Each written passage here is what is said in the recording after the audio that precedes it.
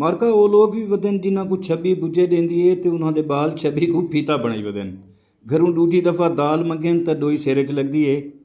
इन्हां विच कुछ फूती हैं तो कुछ टर्रे जिन्हां दा ज़रात यानी राठवाई नाल दूर दा भी रिश्ता कहनी, पर वो कमेंट्स इहो जिहे करे सन जो जिवें प्यू दादे कोलों राठवाई नाल इन्हां दा रिश्ता होवे, जद्दी पुश्ती जिमीदार ते काश्तकार होवन। लेकिन सच ये है जो इन्हां दा शिजरा चाओ तो माँ मरीड़ी होसी ते प्यो तंदूला ते विचू ये निकले खड़े न केसर दी जड़। अस्सलाम वालेकुम मार्का, क्या हाल है? मैं हाँ मखदूम अमीर हैदर हाशमी ते तुसा देदे पियो मेरा YouTube channel Hashmi organic farming. मार्का ये राठ वही तुहाडे साडे जैंदे भी गल च है, ये तुहाडे साडे बजुर्गां ते वडेरियां कोलों आंदी पई है। वो भी राठ वाही करेंदे हन ते असां तुसां भी करेंदे पे हैं। उन्हां दे वक्तां च आबादी घट आई, ज़मीनां ताकतवर ते वो देसी खादां दा इस्तेमाल करेंदे हन ते कैमिकल वालियां खादां ते ज़ाहरां दा वजूद भी कहना है। ई वजह तों फसलां बगैर खर्चे दे थींदियां हन ते पूरा वसेब खुशहाल हुंदा है। जट भी राठ च ते खुशहाल होंदे हन, फसलां को देसी खादां इस्तेमाल करेंदे हन ते जट दी राठ दे विच कमी कासबियां ते वसेब दे बालें दा भी हिस्सा हुंदा है।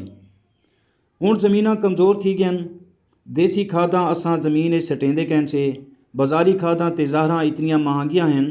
हुण रड़ी ते इतना खर्चा थी वेंदे जो किसान उल्टा मकरूज थी वेंदे ते दूजा आड़ती ते खाद वाले कसई बने बैठे न।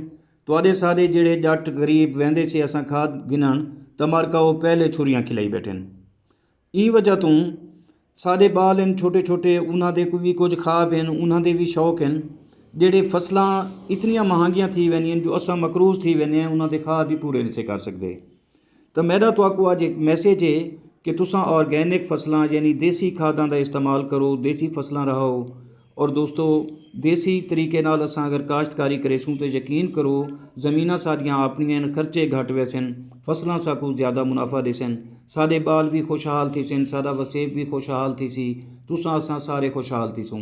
मार्का मेरे आखे ते तुसां एक विघे दे विच, एक कनाल दे विच, एक किले दे विच तुसां देसी खाद सटते देखो, कोई कैमिकल वाली खाद ना सटो।